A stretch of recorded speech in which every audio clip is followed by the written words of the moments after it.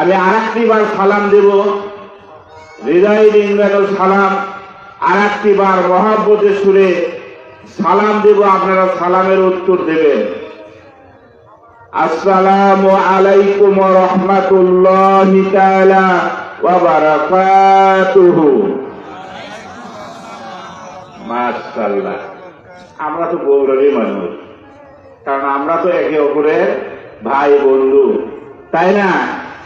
কারণ আমরা যদি একটা ভাইয়ের কথা বলার মতো সুযোগ করে দিই এবং যদি সহযোগিতা করি, কারণ আমরা যদি হোহা না পান আমরা কিন্তু বয়ান করে পারবো না, কাজে আপনারাও কিন্তু আমার সহযোগিতা করা হচ্ছে, কথা বলেন ঠিক কিনা?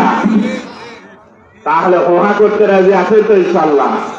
হ্যাঁ, অল্প সময় একটু হোহা করবে ইনশাল্লাহ।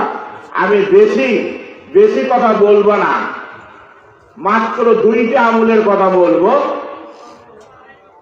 আর আমি যে আয়াতগুলি তেলাওয়াত করেছি এর উপরে কিছুক্ষণ কথা বলবো।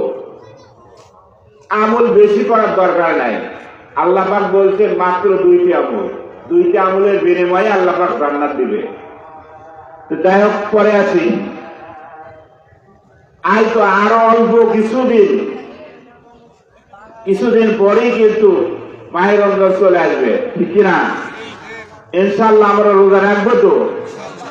ইনশাআল্লাহ অবশ্যই আমরা নিয়ত করব এবং আমরা বেশি বেশি এই বাদ বাকি কয়েকদিন রয়েছে আমরা বেশি বেশি নফল নামাজ পড়ব, আল্লাহর কাছে তওবা করব, হ্যাঁ, যে আমরা যেন দোয়া করব, আমরা যেন সামনে রমজান যেন আমরা পাই।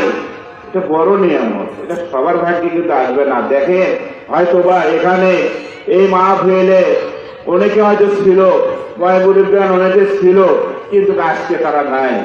হাত্তা যুরতুমুল মাকবারির, তারা কবরে চলে গেছে, কিন্তু রেখে গেছে বাড়ি গাড়ি বিল্ডিং, ঠিক না বেঠে? কারণ তাদের জন্য দোয়া করার দরকার আছে না নাই? তাহলে তাদের জন্য আমরা প্রাণ খুলে দোয়া করবো, কথা বলেন ঠিক কিনা? আমার বন্ধুগণ, সারা দুনিয়া আজকে ইসলামকে উৎখাতের মহাপরিকল্পনা চলছে।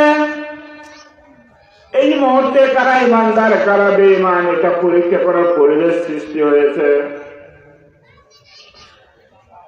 ইব্রাহিমকে নমরুদের অগ্নিকুণ্ডে ফেলে না দিলে নমরুদকে সেনা যেত না। মুসা আলাইহিস সালাম মেহনত পার না হলে ফেরাউনকে সেনা যেত না।